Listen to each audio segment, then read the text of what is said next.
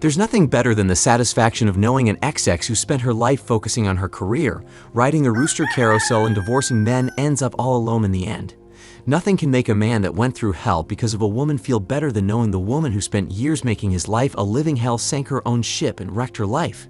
And the best part is he didn't have to do anything than wait and watch her lead herself to no man's land and a life of secret misery.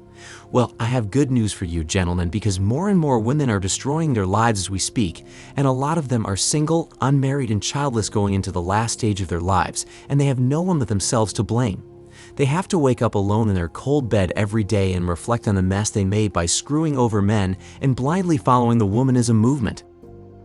And the funny part is no matter how much money they stacked over the years, they still won't be happy in the end. But how did we reach here? Well, let's talk about it. If women did not sip the womanism Kool-Aid and decided they wanted to be independent of men, then many of them wouldn't be in the situation they are in right now. Although a small percentage of them have become successful, which is still good, we have to give credit where credit is due. That independence came at the cost of them sacrificing their family to achieve their career and business goals. The problem is that some of them wanted families and to be married after they got successful. But Mother Nature played a cruel game of taking away their ability to have kids and to attract the best possible mate right around age 30. However, these successful women sacrificed their best years up front while messing around with the top-tier men and focusing on getting the bag instead of getting married and starting a family. So when they were finally ready to start focusing on the family, they ran out of time, and many ended up single and childless for the remainder of their lives. And this is all they're doing, by the way. Men had absolutely nothing to do with this because all of these women had options or the illusion of choice, and they ignored the men who would have made good husbands and fathers to their kids just because they wanted to be strong and independent. So their own selfish ambitions and stubbornness led them down to the path of dying alone, slowly but surely, so they have nobody to blame with themselves. This is why there's no problem if you feel a sense of satisfaction when the women who did you dirty or rejected you end up alone because their choices led them down that path. I always say an XX's default is self-destruction, and men were put here to protect women from themselves. But now that they're independent and make their own decisions, look at how many of them have wrecked their lives and the people around them. If you don't believe me, look at the BS that has happened to modern women by their own doing and tell me I'm wrong then. It wasn't perfect when men were running the show and had control over women, but it surely wasn't this bad. I can tell you that for a fact. Remember to tap the like button, guys. 500 likes and I won't have to call the squad to pay you a visit.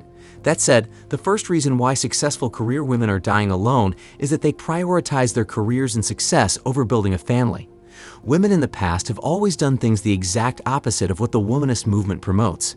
And instead of working on God knows what, they actually did what Mother Nature intended and had the kids at a young age when they were the most fertile and their bodies were most suited to pump out kids.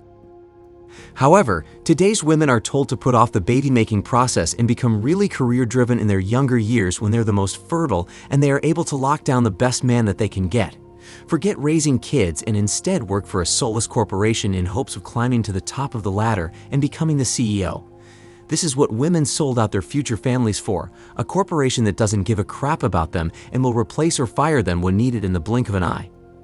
But at the end of the day, nobody forced them down this road by holding the blinky to their heads. They wanted independence so badly that they willingly sacrificed their family life to get the bag and their so-called independence, and the cost of that was a lot of them had to die alone with their cats and dogs over money that they had no one to pass it on to. It was a dumb move, and let me explain why. If they had prioritized starting a family first and left riding random men's salami and working for a corporation alone, they could go back to work by the time their kids were young adults in their teens. The option was always there for them to work full-time or part-time after the kids were old enough to take care of themselves, depending on their husband's salaries. But no, they wanted to F Chad and go get the bag, so it is what it is, don't feel sorry for them. When they had Chad's massive vanilla bar all the way down their throat, just oozing out cream, do you think they gave a crap about starting a family and marrying a man that would make a great dad? When these women were squirting out sweet juices on Tyrone's Black Eagle, do you think they were thinking about dying alone? And when these strong and independent women were getting the bag and making six figures, do you think they were worrying about menopause and having to make babies in Petri dishes? Not a chance in hell. They only cared about it when the day of reckoning came, and their biology forced them into a corner where they had to think long and hard about what they wanted with the limited time that they had. Listen, gents, the difference between men and women is the older we get. If we stay focused on getting the bag and becoming a man of means, our value increases. On the flip side, women already had their value when they were young, from age 18 to 29 for most women. After that, the older they get, the less value they have with each passing day because, as we say over here, the wall comes for all. So no amount of college degree, 6 and 7 figures, lip filler, Botox, implants, and age-reducing cream can save them. And when it comes to the biological wall, and those eggs start to fry until her egg factory gets shut down for good, there's nothing they can do to reverse it or change that fate, which will automatically lower their value. So if they want to F around and get the bread, then let them, but when reality starts to soak in, none of you watching this better not pay for any Petri dish kits. It's better to go and get a nice firm thing and knock her up like how God intended you to do it instead of playing God with a dinosaur XX. The second reason why successful career women are dying alone is because of hypergamy. If you've been in this RP space, you know what hypergamy is, when women try to mate or date men with the highest value possible. Whether it is purely based on superior genetics, wealth, or status, they always try to get the best possible mate they can get, and that's just how they're built, so we must understand that this is unchangeable and accept this reality about all women. When women start to make good money, their hypergamous nature increases tenfold to where most successful women will want a man that makes slightly above them or way more than them. And that's a raw truth for most women who make decent or good money.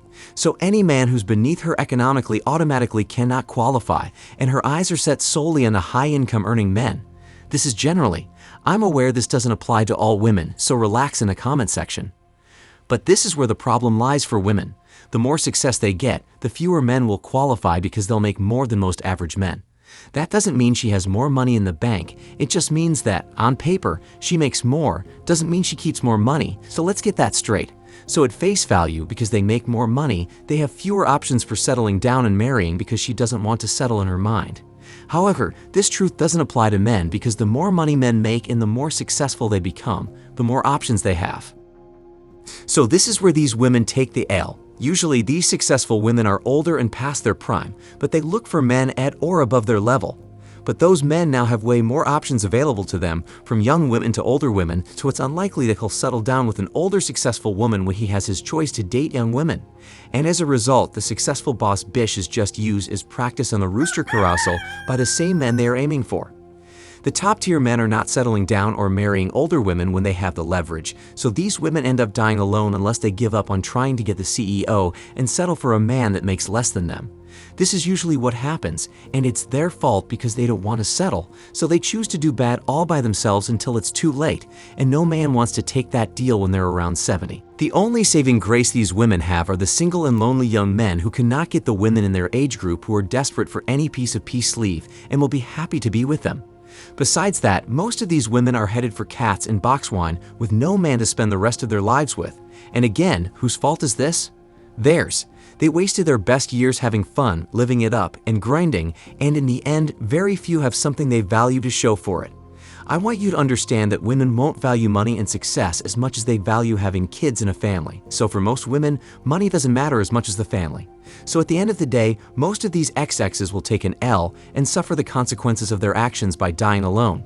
Don't save or them have any sympathy bravas. Keep your ice water running through your veins and hold the line. That is the best advice I can give to you guys, and you guys already know you have options. You have the free agent lifestyle, monk mode, or go your own way. If none of those seems like a good idea to you, then go ahead and roll the dice, and if you get the short end of the stick, take accountability and hold the L. My second channel is linked in the description box below.